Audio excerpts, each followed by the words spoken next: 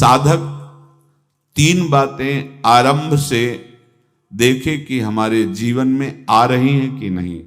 पहली बात, भगवान पर पूर्ण श्रद्धा विश्वास। अनंत ब्रह्मांडों के स्वामी हैं, काल भी उनके अधीन है। डरना क्यों भाई? किस बात का डर लगना है? अगर डर है, भय है, तो अभी श्रद्धा विश्वास स्वामी में नहीं है।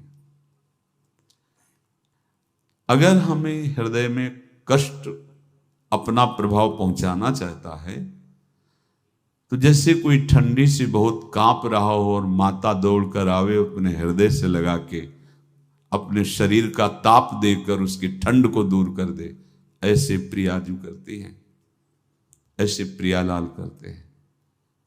ये कहा कहों बड़ भाग, नित नित रति हरिवंश हित, नित बरधत अनुराग, यह जो कृपा हरिवंश की।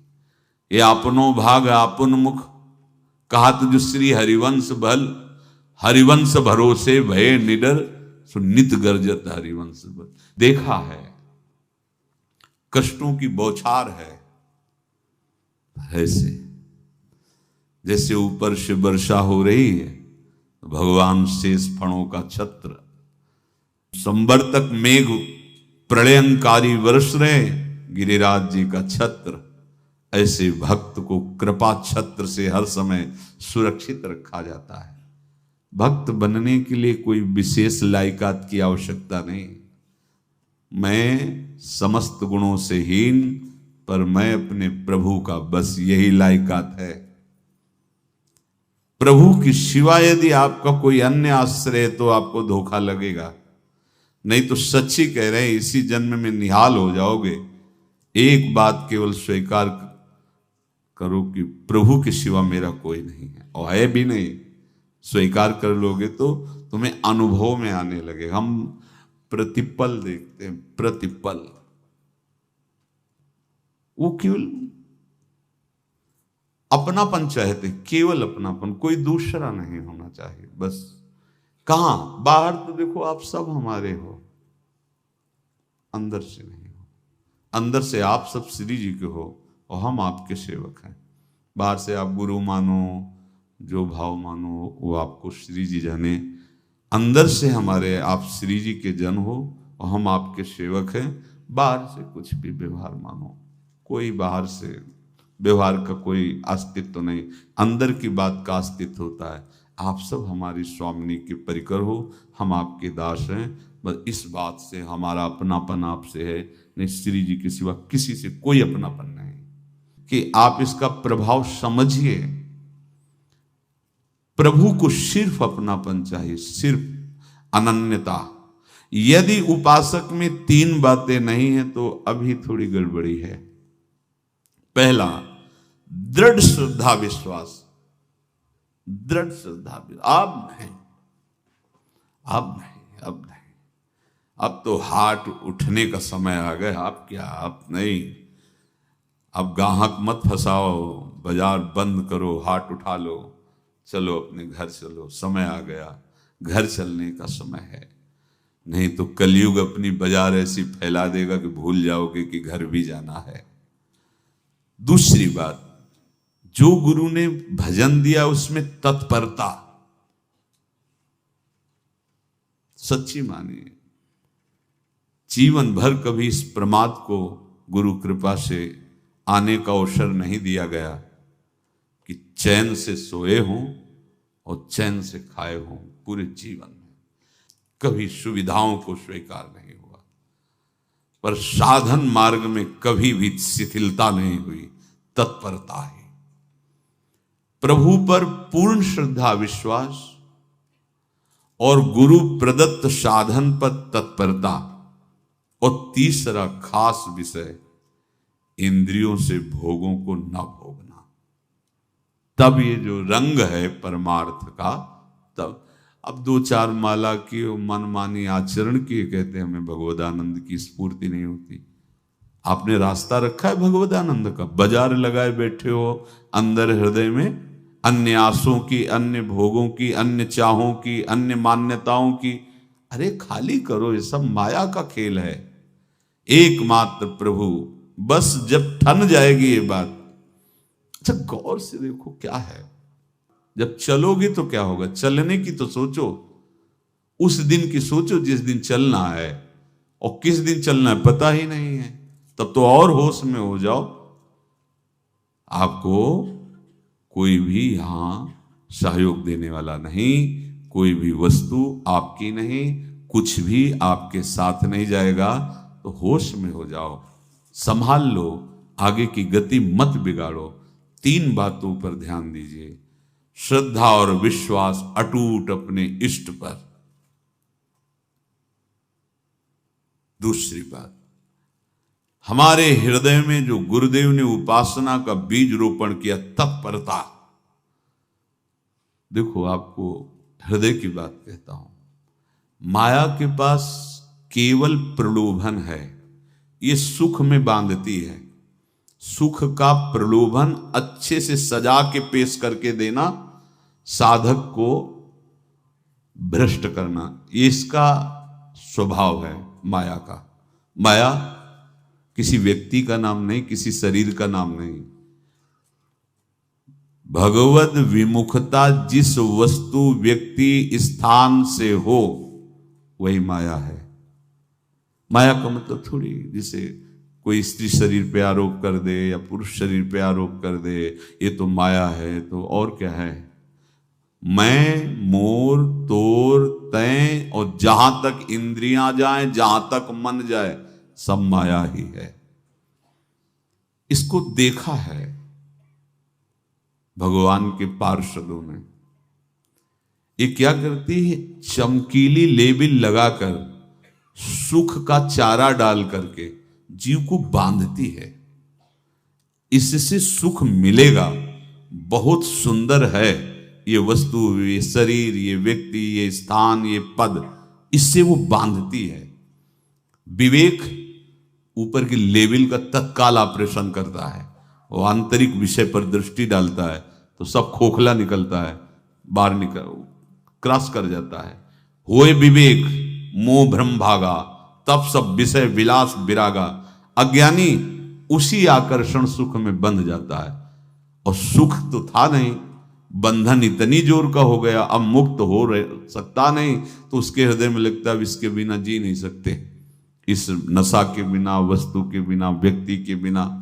और एक सूक्ष्म बात, वो जब आपको सुख देगी तो आपको स्वतंत्रता का आभास कराएगी, और जब आप उसको छू लेंगे तो आपको परतंत्र बना देगी, भयभीत कर देगी। तो आप डाउन होकर के अपने अस्तित्व को मिटाकर पूरा जीवन बर्बाद कर देंगे।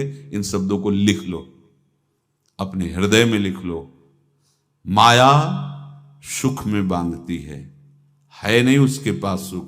जिसे तुम सुख समझते हो वो सुख नहीं, बिल्कुल सुख नहीं, वो सुख की छाया है, तुम्हें समझ पड़ती नहीं, ये गिरधर की माया है। उस सुख का बंधन, आप देखो कुछ भी क्रिया करते हो माया जनित तो प्रलोभन होता है, सुख मिलेगा, और जिस समय सुख मिलने के लिए आप लालायित हुए उस समय सुख भोगने की स्वतंत्रता आपको दे देगी। लो, आप समझ रहे हैं हम स्वतंत्र स्वामी होकर सुख भोग रहे हैं? नहीं, अब भोग लिए ना, अब गुलामी उसकी सहो। अब तुम्हें वैराग्य हो रहा कि मैं नहीं भोगूंगा, तो उसकी दृष्टि बदलेगी। समझ रहे हो? अब आप अपने आप को पूरे शरणागत कर दिए, हर तरह से तुम्हें बांध करके भगवत विमुख करके नष्ट कर देगी। ये बात अच्छे से समझ लो, अच्छे से। इस सुख का प्रलोभन देकर बांधती सुख है नहीं, क्योंकि आप उपासक हो। जब सुख में उतरोगे तो कितने दिन फिर आपको घृणा होगी कि अरे धिक्कार हमारे जीवन, फिर लौटने का चांस नहीं रहेगा। ध्यान से सुन लो, लौटने का चांस नहीं देगी माया। तुम्हारी ऐसी आंतरिक कमजोरी हो जाएगी, ऐसी वृत्तियां कमजोर हो जाएंगी कि तुम उस माया के इशारे पर नाचोगे, उसके विपरीत तुम बोलने की भी ताकत नहीं रख सकते। मान लीजिए विषय चुगा जिन चुगे, कछुक चुगत सुख होए। फिर जो फांसी ऐसी लगे, ते सम दुख न को। ये अनुभवी महापुरुष रसिक शेखर श्री ध्रुवदास जी महाराज कह रहे हैं। तो तीसरी बात का संयतेंद्रिय, दृढ़ श्रद्धा विश्वास भगवान पर, गुरु प्रदत्त प्रबल साधना में तत्परता, और इंद्रियों की गुलामी कभी स्वीकार न करना। जीवन में ध्यान रखा जाए, केवल प्राण पोषण शरीर के निर्वाह के लिए जो निरपेक्ष भाव से मिले उसे स्वीकार करो, अन्यथा ये प्रलोभन सुख का देकर माया तुम्हें बांध लेगी और फिर तुम्हें अधीन कर लेगी। कितने से मार्ग में उत्साहित होकर चलते हैं, पर गुरु कृपा पात्र ना होने के कारण, चतुर खिलाड़ी ना होने के कारण वो प्रलोभन में फंस जाते हैं। फंस गए तो फिर मछली का कांटा जानते हो, ऐसे अब वो चाहे जितना हिले डुले वो कांटा नहीं निकल सकता, अब तो उसको मरना ही पड़ेगा। ये जन्म बर्बाद ना हो, आप सबसे प्रार्थना है। बहुत ही अपने घर की जैसी बात होती है। इसका कार्य है माया का सुख में बांधना, सुख के प्रलोभन से, और आपको सुख भोगने के लिए स्वतंत्रता देना। आप उस स्वतंत्रता से सुख भोगे कि न जाने कितने जन्मों की परतंत्रता तुमने स्वीकार कर ली। अगर इस रहस्य को जान जाओगे तो डरोगे। यही डरे डर प्यारी वंश ही। श्वास जैसे मनुष्य स्वाभाविक लेता है, खाते पीते सोते चलते उठते बैठते बात करते हंसते, सब अवस्थाओं में आप श्वास नहीं लेते, स्वाभाविक आ जा रही है। ऐसे ही श्वास प्रश्वास अपने आराध्य देव के स्मरण का अभ्यास बना लो। अभ्यास योग युक्तेन चेतसा नान्यगामिना।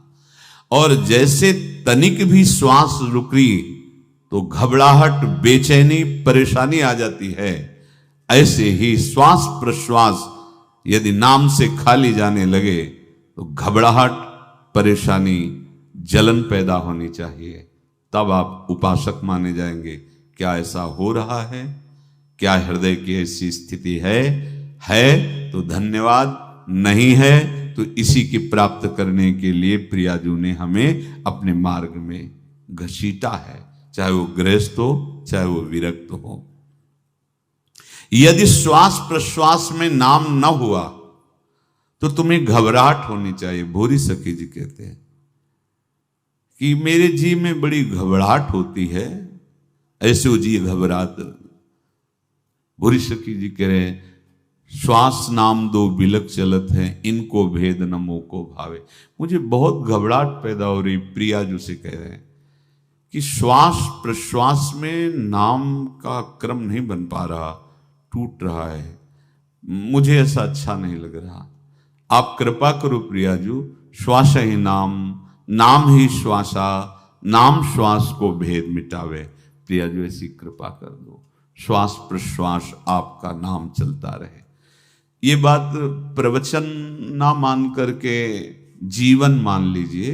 जैसे हमारी श्वास प्रश्वास उठते बैठते चलते फिरते खाते पीते स्वाभाविक चलती है, हम ऐसा अभ्यास नाम का करें कि ऐसे चले। जैसे हमारी श्वास प्रश्वास रुकने लगे तो घबराहट, बेचैनी, प्राण व्याकुल हो जाते हैं, ऐसे ही श्वास प्रश्वास में यदि नाम रुकने लगे तो तद स्मरणेन परम व्याकुल तीत, घबराहट पैदा हो जाना चाहिए। नहीं होती तो अभी बहुत दूर नगरी, होती है तो अब निहाल हो गए हो, तुम चिंता मत करो। आगे का जो दिव्यात्मक स्वरूप है वो आना प्रारंभ हो जाएगा। रोम रोम रग रग बोले तब कुछ स्वाद नाम को पावे। यही सारा वैभव प्रकाशित हो जाता है। जहां तक हो सके किसी भी अनर्थ के हटाने का तुम प्रयास और चिंता मत करो। बहुत अनुभव की बात है।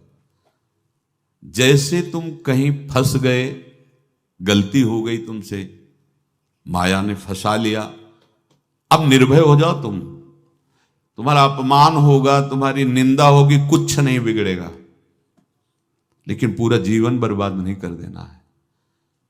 प्रभु के भरोसे हो जाओ कि यदि आपको अपमान और निंदा करवानी तो करवाओ, पर अब लो नसानी अब ना न सही। और मैंने समझ गया, अब आगे बढ़ूंगा, नहीं रुकूंगा, कुछ भी हो जाए, प्राण चले जाए, सभा में अपमान हो जाए, तो भी मैं अब रुकने वाला नहीं। समझ रहे? प्राप्त अनर्थ की निवृत्ति की चिंता में नहीं रहना तुम्हें। अगर तुमसे अनर्थ हो भी गया है तो तत्काल आगे बढ़ो। तुम्हारा इष्ट वो तो जान रहा है ना, तो पकड़ो उसी को। आप जान रहे थे मैं फिसल रहा था, आपने नहीं रोका ना, चल अब आपके ऊपर है। आप चाहे अपमान करवाओ, चाहे निंदा करवाओ, चाहे आप हमारा ये शरीर छुड़वा दो, अब मैं आपको छोड़ने वाला नहीं। बिल्कुल ये बात पकड़ लेना। ये जीवन में कई बार ऐसे अवसर आते हैं जहां हमारी भक्ति को बाधित करने के लिए माया ऐसे कांटे फैला देती है और हम असमर्थ हो जाते हैं, हम दब जाते हैं। कुछ गड़बड़ नहीं होगा, मृत्यु से ज्यादा कुछ गड़बड़ होने वाला नहीं। जो गड़बड़ हो गया अब दोबारा होगा नहीं, और उसमें हम दबेंगे नहीं, हम उसे क्रॉस करके आगे बढ़ेंगे भगवत मार्ग। कुछ नहीं होगा, विश्वास करना। वो ऐसे फूल जैसा निकाल के तुम्हें अलग कर देंगे। विश्वास रखना, विश्वास रखना। इस बात पर हम जोर दे के कह रहे हैं, नहीं फंस जाओगे, फंस जाओगे। कभी इष्ट गुरु से छुपाओ मत करना कि अगर ये जान गए तो। नहीं, जानो, तुम जानो। क्यों जाने? गलती तो तूने की। अगर हमारी गलती है तो आपकी भी गलती है। कैसे? छोटा बालक जब गिरता है, मां दौड़ के उठाने जाती है ना, तो पहला रोष दृष्टि उसकी मां की होती है। अब तो उठा रहे हो, और जब गिरने जा रहे थे तब क्यों दृष्टि नहीं डाली? अगर पकड़ लेती तो गिरता ही क्यों नहीं? तुम्हारी मायाबाजी पसारी विचित्र, सुन मुनि मोहे काकी कोड़, कह हरिदास तुम्हारे हम जीते। तो ये अपने संबंध बल से बात कर रहे हैं। झुकना नहीं, टूटना नहीं। माया का कार्य है झुका देना, रौन देना, और पश्चाताप मत करना। प्राय कहा जाता है प्रायश्चित करो, पश्चाताप। हमारे पास समय नहीं है। राधा राधा राधा सब हो गया, पश्चाताप बढ़ा गए। नहीं तो इसी चिंता में गलती हो गई। गलती हुई तब समय नष्ट हुआ, अब वर्तमान में उसका चिंतन करके नष्ट करो, और आगे के चिंतन की गुंजाइश नहीं रह गई, क्योंकि आप अपने हृदय को इतना गिराते चले जा रहे हो, हृदय का स्तर, कि उत्साह ही नहीं रह जाएगा। यह ऑपरेशन है सीधे भगवत प्राप्ति के लिए। बिल्कुल दृढ़ विश्वास। तुम्हें अब अपनी चिंता नहीं करनी। बैठा लो, हृदय में बैठा लो। अगर भगवत विश्वास नहीं तो घबराहट पैदा हो जाएगी, भय हो जाएगा, विषाद हो जाएगा। अरे कितनी बार संसार में अपमान हुआ है, कितनी बार सम्मान हुआ है। ये कुछ सम्मान और अपमान कुछ अस्तित्व तो नहीं रखता। अब हरि नहीं छूटेंगे। भाग हरि की तरफ, भाग। बिल्कुल परवाह न कर, भाग। किसी के फंदे में मत फंस, भाग। ये अंदर की पुकार है, अंदर की बात कह रहा हूं। ये मन बहुत बदमाश है। पहले तो लुभायमान करके सुख में बंधाता है, और फिर भय और संकट विषाद में फंसा देता है। प्रभु का विधान संदेह युक्त नहीं होता। निसंदेह तुम्हारे सामने वो विधान प्रकट होगा जिससे तुम्हारा परम मंगल हो जाएगा, परम मंगल हो जाए। डरना नहीं। बताया नहीं तो एक बार प्रेम भगत की बात। तो हमारे पास प्रेम जी आते थे, बहुत नाम जापक थे, श्री हरिवंश श्री हरिवंश। तो उनसे पूछा आपकी ऐसी नाम निष्ठा कैसे आई? तो उनका गलती से, उनका गलती से नाम निष्ठा कैसे आती है? तो किसी पद के अधिकारी थे जिसमें किसी कानून के विरुद्ध उसमें दस्तखत कर देने से करोड़ों रुपया उनको प्राप्त होना था। तो रात्रि में ऑफिस में बुलवा के उन्होंने वो गलती कर दी। दस्तखत की बड़े अधिकारी थे, और वो उनको पता नहीं था कि वो षड्यंत्र है, और पहले से कैमरा रख दिया गया था। पूरा वीडियो लेते देते, बातचीत करते, दस्तखत करते, सब प्रमाण। तो सुबह जो उनकी आरती उतारी गई समाज में, तो बस घर वाले भी उनसे कि जैसे पुत्र थे पत्नी कि पिताजी पापा आपसे ऐसी आशा थी, मार दिया हम सब लोगों को आपने। कब हम लोगों ने धन की मांग की आपसे, आप इस अवस्था में ऐसा कर। तो घर से ये वचन और बाहर तो सब उपहास उनका, और उन्होंने निश्चय किया रात्रि में आत्महत्या कर लेंगे। कर्म बड़ा विचित्र होता है। पर वो वृंदावन पहले से आते थे और हरिवंश उपासकों से मिलते रहते थे। गुरुदेव भगवान से भी उनका परिचय था। गलती किसी से भी हो सकती, चूक है, यही तो है ना। कंचन कामिनी कीर्ति, कहीं भी लुभायमान। शायद उनके मन में लगा होगा कि दस्तखत कर लेंगे और मिल जाएगा, वृंदावन वास करेंगे, झंझट छूट जाएगी। कुछ ना कुछ ऐसा आया होगा, क्योंकि वो अधार्मिक प्रवृत्ति के नहीं थे, पर क्रिया तो हो गई ना, वो षड्यंत्र था वो। उन्होंने सोचा रात्रि में अब हम प्राण त्याग देंगे। तो धाम आना और रसिकों के संग के प्रभाव से एक दिव्यता प्रकट हुई। वो सबके सामने सोने का नाटक करके लेट गए, तो परिवार वालों, नजर तो सबकी थी कि विकसित है, परिवार वालों को लगा सो गए। तो रात्रि जब सोए थोड़ा ऐसे, तो वास्तविक नींद आ गई और स्वप्न में देखा कि कोई उनसे कह रहा, देखो तुम्हारे सिरहाने सेवक वाणी रखी है, इसको पकड़ो, मरने की जरूरत नहीं, सब ठीक हो जाएगा। जगह तो सेवक वाणी सिरहाने रखी हुई थी। जैसे एक भक्त को तुलसी दल नामक ग्रंथ सिरहाने रखा, अरे अलौकिक शक्ति संपन्न भगवान और भगवान के पार्षद हैं। बस सब बात हट गई और उनकी जिह्वा और उनके मन ने, जैसे ना मरने वाले को प्राण मिल जाए कि भाई प्राण रक्षा, ऐसा को श्री हरिवंश हमारे रसिक समाज में जब वो आते थे उनका अच्छा सम्मान होता था। तेजों में चेहरा, वयो वृद्ध शरीर, श्री हरिवंश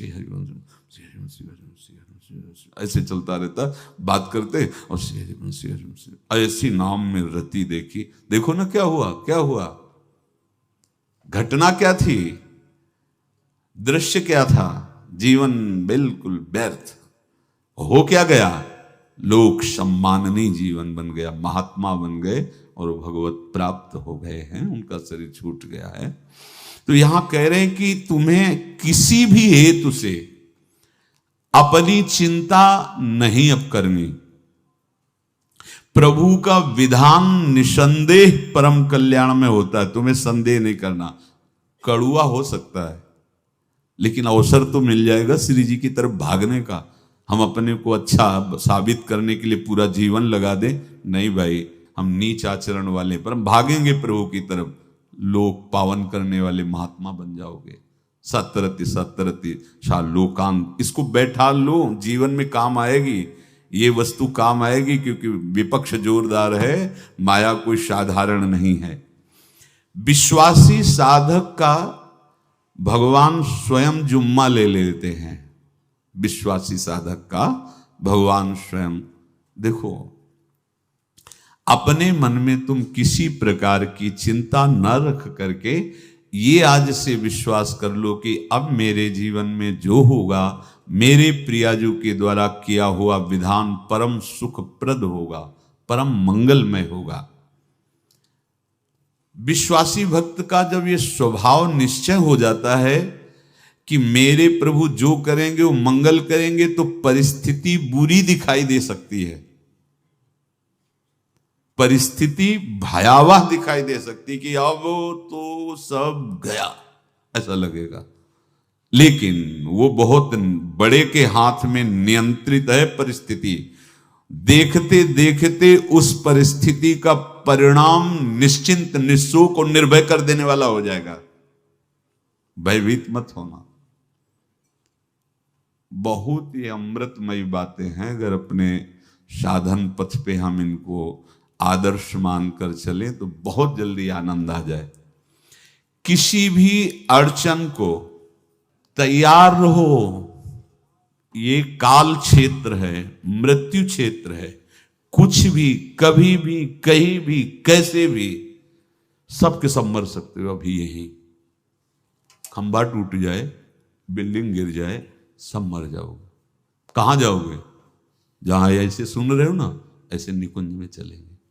अब हमें किसी भी अड़चन से कोई भय नहीं, किसी भी अड़चन से भय नहीं। आप ये खिलवाड़ मत समझे। किसी भी अर्थ कोई तुम्हें नहीं रोक सकता आप श्री जी से मिलने के लिए। ये आगंतुक भय एक स्वाभाविक होता है। जैसे पूज्य श्री मंगनानंद जी सरकार सेनपुर, बहुत उच्च कोटि के ब्रह्मलीन महापुरुष, तो एक चौकी पर ऐसे बैठे हुए थे और बहुत से ऐसे संतजन परमहंस सब बैठे हुए थे और ब्रह्म चिंतन के विषय में चर्चा चल रही थी। तो एक संत आगंतुक वृंद आए ऐसे गंगा किनारे। तो उस समय स्वामी जी कह रहे थे मंगनानंद जी कि एक होता है विचार भय, वो संतों में कभी नहीं होता है, और एक होता है तात्कालिक भय, वो सबको व्याप्त हो जाता है। तो उन्होंने कहा कि स्वामी जी वैसे हम आपका आदर करते, लेकिन इस बात पर हमारा मतलब मन नहीं बैठ पा रहा है कि जो ब्रह्म स्वरूप को जान गया उसको विचार भय तो होगा ही नहीं, लेकिन स्वाभाविक भय कैसा हो सकता है? तो सिद्ध पुरुष थे। उनका स्वामी जी बैठो, प्रसंग पूरा होने के बाद फिर आपका उत्तर हो जाएगा। ऐसे चौकी लगाई, बैठे और बैठे थे बटवृक्ष के नीचे। तो एक जैसे बाज है, गीद पक्षी है, उस समय तो वो संध्या का समय था, आके ऐसे जे ही बैठा तो खरबर खरबर वो डाल, तो महाराज चौकी के नीचे हो गए जो गंगा किनारे से आए थे ना। तो कहा स्वामी जी ये विचार भय है या स्वाभाविक भय है या आपको ब्रह्म चिंतन या ब्रह्म बोध नहीं? तो हंस दिए, बोले उत्तर मिल गया। ये स्वाभाविक, जैसे अभी बंदर चीख दे तो सब घबरा जाओगे ना, विचार भय नहीं है ये आगंतुक स्वाभाविक भय। भय विचार भय कि अब जो है ऐसा होगा, ऐसा हो सकता है, नहीं नहीं, वही प्रसंग चल रहा है। भगवान प्रमाण देते चले जा रहे हैं। देखो, कोई भी भय, कोई भी अड़चन अब तुम्हारा अमंगल नहीं कर सकती, पक्का मान लीजिए, डरो मत। देखो इसमें इसीलिए प्राणों की बाजी लगा के, अब हमारे प्राण नहीं हैं, हमारे प्राण प्राणनाथ को समर्पित हैं। मेरे प्राणनाथ श्री श्यामा, तो क्यों भय करें? तो हम ये सब कर किसके लिए रहे? श्यामा जी के पास पहुंचने के लिए। श्यामा जी के पास पहुंच गए, हमें श्यामा जी के पास जाना है। ये बिल्कुल छोटी मोटी बातें, अंदर ये जो सांसारिकता है इसका त्याग करो। आप इस बात को समझो। गुरु गोविंद सिंह, लाखों की समाज बैठी हुई थी, उन्होंने कहा कि अगर तुम आजादी चाहते हो तो तुम्हें अपने प्राण देने पड़ेंगे। हमें खड़ा हो कोई व्यक्ति जो अपने प्राण देना चाहता है, मैं उसे आजादी, आजादी दो प्रकार की, एक प्राकृतिक आजादी और एक दिव्य आजादी, दोनों देने में समर्थ थे गुरु गोविंद सिंह। हाँ, ये सिखों के आचार्य हैं, बहुत ही अध्यात्म बल और शारीरिक बल से भी पुष्ट। एक खड़े हुए हिम्मत करके बोले आ, गड़ासा हाथ में अंदर गए और ऐसा लगा कि उनकी गर्दन उतार दी गई और ऐसे रक्त प्रवाह सा नाली से बहा, जो सबको दिखाई दे रहा था। और कोई है? जब पता ही चल गया कि गर्दन उतारी जा रही, रक्त प्रवाह, वो कहते थे मुझे तुम रक्त दो, प्राण दो, मैं तुम्हें आजादी दूंगा। 2 3 4 5 अंदर ले जाते, ये आभास भी नहीं होने दिया कि वो जीवित है। 5 तैयार, पूरी सभा में 5 तैयार। बोले ये पंच प्राण प्यारे हैं भाई, इतने से एक एक से 1.25 लाख को परास्त कराऊं, देखना मेरा नाम गुरु गोविंद सिंह न धराऊं, यदि एक एक से 1.25 लाख को परास्त, क्योंकि प्राणों की बाजी समर्पित कर दी। अब क्या भय? माया से आजादी प्राप्त करने के लिए भयभीत होना तो बिल्कुल जीवन में छोड़ दो। विचार भय नहीं होना चाहिए, ये स्वाभाविक भय होगा। अभी कोई ऐसी आवाज आ जाए, वो ऐसे स्वाभाविक होता है, उस पर तर्क वितर्क नहीं किया जाता। विचार भय नहीं होना चाहिए। जानते हो, तुम्हारा जीवन, तुम्हारे प्राण, तुम्हारा शरीर हरि को समर्पित है और हरि के अधीन काल है, कुछ नहीं हो सकता, और जो कुछ होगा वो परम मंगल होगा। किसी भी अड़चन को भगवान के सौहार्द के सामने अड़चन मत मानना। हम अगर अड़चन को दूर करने का प्रयास करेंगे तो अड़चन हमें फंसा लेगी। अड़चन, और यदि भगवान पे विश्वास कर लिए तो वही अड़चन अर्चन बन जाएगी, उपासना बन जाएगी। मान लीजिए बात, मान लीजिए आप लोग तो गृहस्थ में देखा होगा, हमने देखा है, बच्चा गिरा, रोने लगा, माँ उठाने आई, छाती से लगाया, वो माँ के थप्पड़ मार रहा है। यद्यपि वो कुछ जानता नहीं, पर भाव जब उसके देखे, बलिहार है इस वात्सल्य की, बलिहार है, ये माँ को मार के कह रहा है, थप्पड़ मार के, अब तू छाती से लगा रही, जब गिरा और चोट लगी तब तू कहाँ थी, क्यों ले उठाया, ये अधिकार। हरि वो तो अल्पज्ञ माँ है, पर हम तो सर्वज्ञ हरि के वात्सल्य में डूबे हुए हैं, हमको तो भय बिल्कुल नहीं होना चाहिए।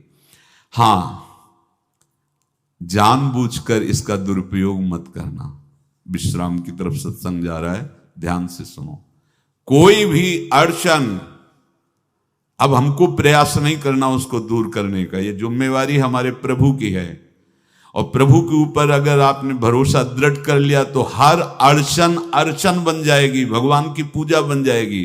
पर देखो, इस बात को लेकर के हमें अशुद्ध आचरण नहीं करना, गंदी बात पे नहीं उतर जाना कि आप बचा लेना जो भगवान हो, तो नहीं बचाएंगे, हम तुम्हें बता रहे। अगर उनको चैलेंज करोगे ना कि सत्संग में सुना है कि आप बचाते हो, बचा लेना भला, तो नहीं बचाएंगे। क्या करेंगे? डबल पिटाई करवाएंगे तुम्हारी, क्योंकि सुन के भी तुम मनमानी कर रहे हो ना, और जब पीटोगे फिर रोगे तो फिर बचा लेंगे। ये लीला बिहारी गुरु हैं, बहुत करुणामय है, इनसे उल्टा मत खेलना, नहीं तो अगर ये उल्टा खेलने लगे तो तुम पहचान ही नहीं पाओगे। कह रहे हैं अपने आचरण को जानबूझकर अशुद्ध ना करो, तुम्हारी सारी बुराइयों की जिम्मेवारी हरि ले लेंगे। शब्द पर ध्यान दीजिए, जानबूझकर तुम अपनी बुराइयों का प्रयोग मत करो, तुम्हारे में जो बुराई है वो श्री हरि स्वयं स्वीकार कर लेंगे। वो ठीक है, जैसे आग में मल पड़े या चंदन या लोहा पड़े या लकड़ी, आग सबको अपना रूप दे देती है, ऐसे हर बुराई हरि में जाके परम सद्गुण बन जाती है। हम जितना अपने आप को अच्छा बनाने का प्रयास करेंगे, ये संसारियों के समझ में नहीं आएगा, परमार्थ के पथिकों के लिए बात है, और यही विश्राम हो जाएगा। हम अपने आप को जितना अच्छा और बड़ा बनाने की कोशिश करेंगे, उतना ही हमारा प्रयत्न हमको नीचा गिरा देगा। यदि हम अपने को भगवान के आश्रित कर करके उनके नाम का जप और उनकी आज्ञा पे चले तो इतने अच्छे बन जाओगे, बिस्तरे सब जग बिमल कीरति साधु संगति नाटर है। इतने महान बन जाओगे कि विश्व आत्मा भगवान जब हृदय से लगा लिए तो जा पर कृपा राम की हुई, ता पर कृपा करे सब कोई। सुर नर मुनि प्रसन्नता ऊपर, सोई विजयी विनयी गुण सागर, तास सुजस त्रैलोक उजागर। इसलिए सत्संग का मनन करो, और ये जीवन व्यर्थ ना जाने पावे, सावधान आप रहो, और निर्वाह हमारी लाडली जू करेंगी। और ये जन्म हम सबको लाडली जू की प्राप्ति के लिए मिला है, और पक्का पक्का विश्वास करो लाडली जू हमें मिलेंगी, पक्का विश्वास करो, इस पे संशय मत रखना। हम किसी साधन बल से नहीं कह रहे कि तुम्हें लाडली जू मिलेंगी, लाडली जू मिलेंगी उनकी कृपा से, उनके दुलार से, उनके आकर्षण से। अब हमारा निश्चय हो गया है कि लाडली जू बोले आपका, हम हमारा मतलब सबका। ये जितने आप सब बैठे हो, आपको पता नहीं आपके कितने भाग्य प्रकाशित हो रहे हैं लाडली जी की कृपा से। अगर पता चल जाएगा तो अहंकार आ जाएगा। धैर्य पूर्वक सत्संग का मनन करो और उसे अपने आचरण में उतारो। शेष चर्चा आगे। श्री राधा वल्लभ।